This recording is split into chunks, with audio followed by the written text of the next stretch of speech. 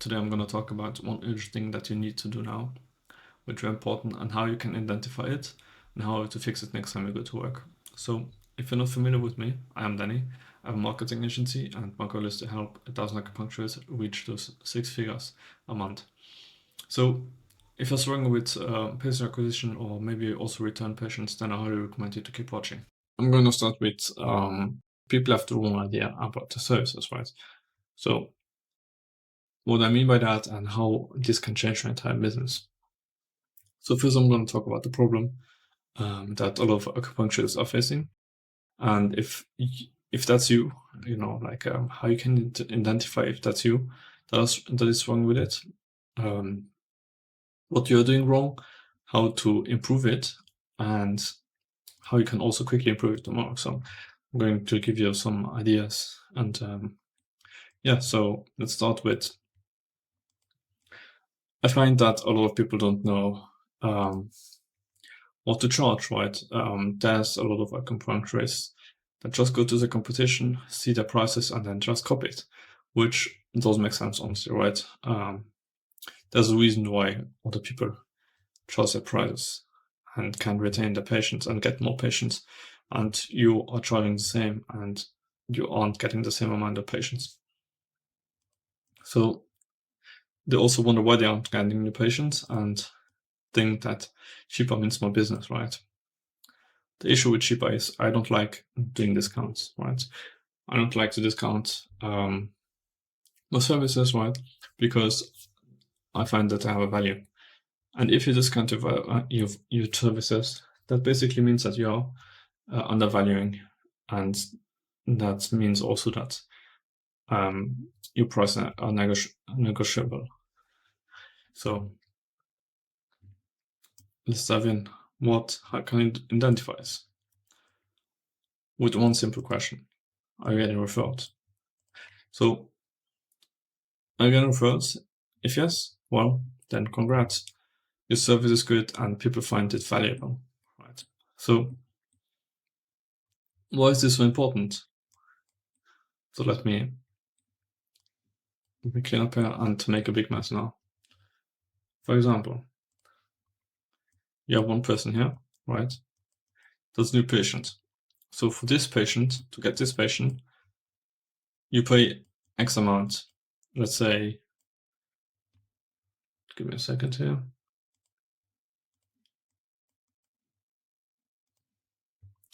Let's say you paid for this patient, you paid like $10, right?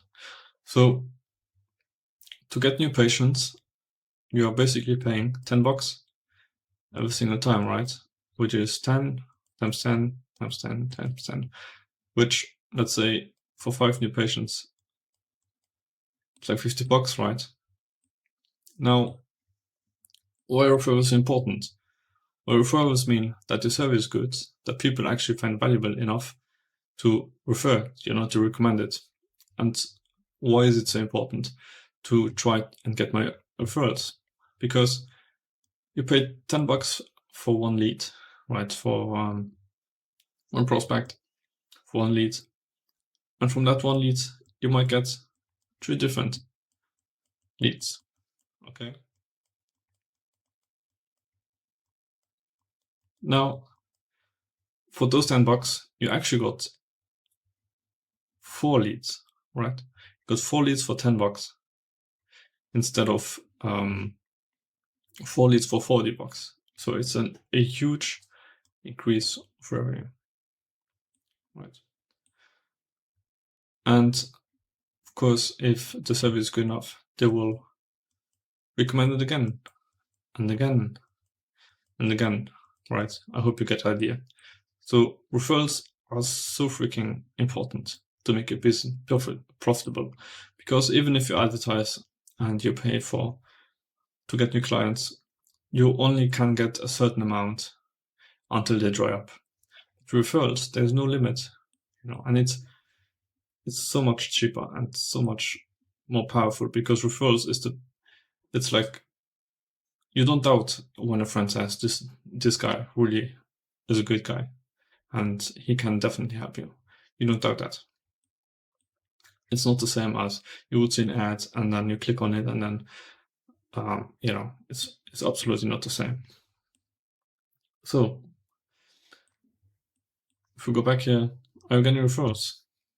Well, maybe or maybe not. Maybe you are not even tracking it. So that means maybe the service isn't good enough. Right? People don't see the value, or maybe your service is simply too expensive for the value that you have. So what you need to do is also start tracking referrals, right? So a very important thing also in business is that you track every single thing. You know exactly what your numbers is, because if you don't know what the numbers is, you can't make changes because you know where the issue is. Okay. So you can, let's say the price is so expensive, right? You take this, so expensive, right? Let's say you charge, you charge 200, right? So you go down to 100. Sure, you would get more patients, right? There would be a huge line, right? Maybe it would even go to 50, right? Like people would be more interested because it's cheap. The reason is why this is not a good idea, because it isn't profitable and you want to be making money. Okay. Right. So on to the next one. What we recommend you to do is start tracking referrals and feedbacks. Right. Take an Excel sheet, write down how many referrals you get per week, per day, per month, whatever it might be. And get feedback. Right. Be on Outlook about comments or complaints. For example, if a patient is coming in, you don't to say, "Oh man, this kind of smells," right? So that's already a complaint, and that is already something that you could change in the service. Maybe use some kind of how do they call it, incense stick? I don't know how, just to make it smell a bit better, right? So you can survey patients, right? Just ask them how it was, like how did they feel, like what did they think? Just ask questions, and also when you survey them or when you hear something, I recommend you to write everything down, because there might be one person that says, "Oh, it smells," but there might be 10 people that says it smells, and you can't really draw a conclusion with one comment. So if more people say that, then it's probably true, right? So you can survey patient. You can survey patient that did get good results and find out why. So the reason you can do this is to find out what they did differently. Right? If you do the same thing for everybody, but some people get better results than others, there must be some kind of reason. Okay, so maybe they started doing exercise, maybe they stretch a little bit more, maybe they changed some kind of diet. I don't know, And if you find something, then you might be able to implement it with other patients as well. So always find ways to improve the service and experience, right? Make it easier for people to come in. For example, let me give you 2 examples. If you have only one treatment room, make it easier for people to wait for the next patient. Like put some tea on there, put a comfortable couch, maybe a table with some books, some nice music. Those are like some examples that you could do. Like I can tell you about one experience I had in Spain when I went to acupuncturist. Right, it did cost me like very little, $30. So I wasn't expecting much. So I went in. Basically, he looked at my hands, he looked at my tongue. He told me, "Oh yeah, that you have some digestive issues, right?" That's what he said. And I said, "Okay, well, interesting." So he took me to a room, put some needles in my legs, and that's it. I waited for an hour. Not even an hour. It was what was it, like 40 minutes. He took the needles out, and he just left the room. I was like, "Okay, so what's next?" So I kind of like opened the door, left it, paid, and then like my girlfriend asked me like, "How was it?" And I was like, "I don't really know." I have no idea what happened, right? So that's already a bad experience because I have no idea what happened. The guy, the practitioner, he didn't really explain to me what was happening. So ways he could have improved is kind of like explain what's going on, give me more options, maybe like ask me a little bit more in detail what I need. Just like make sense. Might seem simple, but yeah, apparently it's not. So one way to get more referrals is also to implement incentive-based referral system. So, for example, you can when you get good results for a pension, you can tell them, "Oh yeah, next time bring a friend, and I'll give you both $25 discount, something like that." Okay, just for you to have an idea. So, next one, how could you possibly improve it tomorrow? So there's a few ways. The dream outcome, right? Everybody wants to have less pain.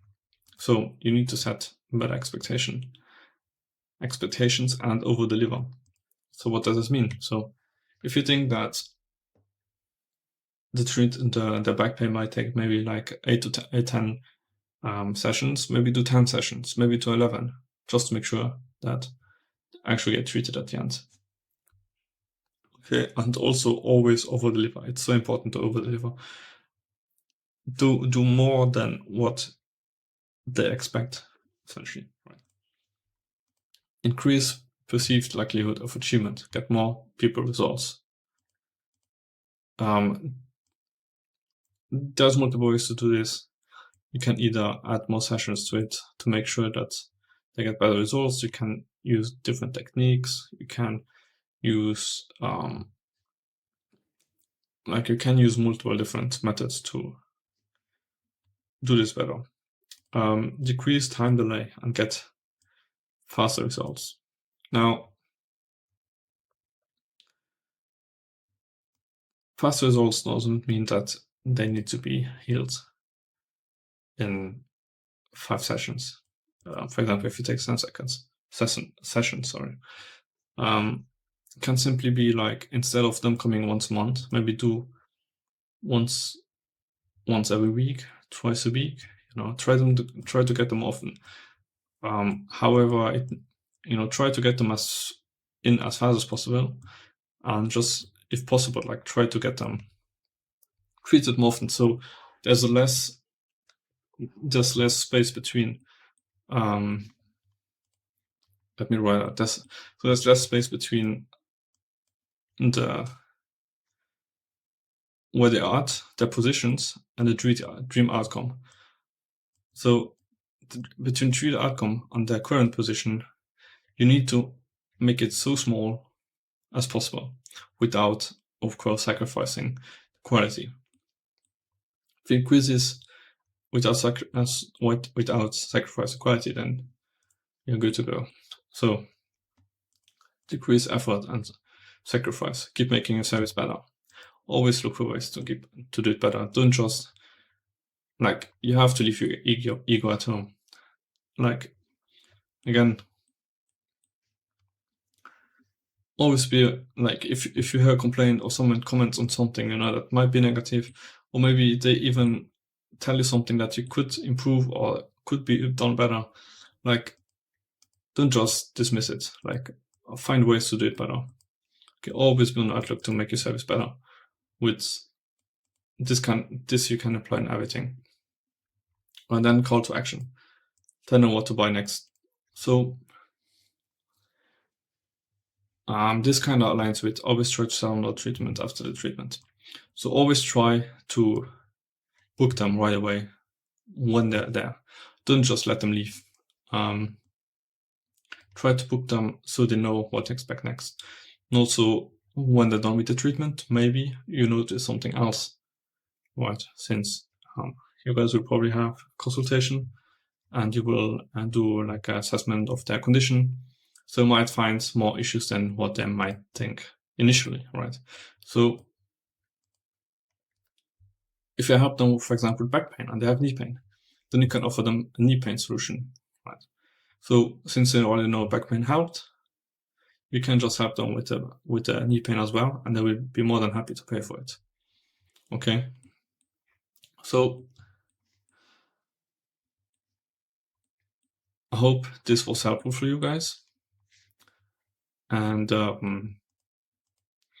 you really should take a few minutes to think about this, because this is the most important thing. Okay, referrals say everything about the service. If you don't improve your service, you're getting less referrals. We're going back to this. It's getting more expensive. You're getting less patients. You're going to be struggling to keep your practice running. Okay, so yeah, that's it. By the way, if you're struggling with patient acquisition and you can't figure out how to book appointments, feel free to click the link in the description. Don't worry, it's not a $997 program. There's no case study. There's no webinar.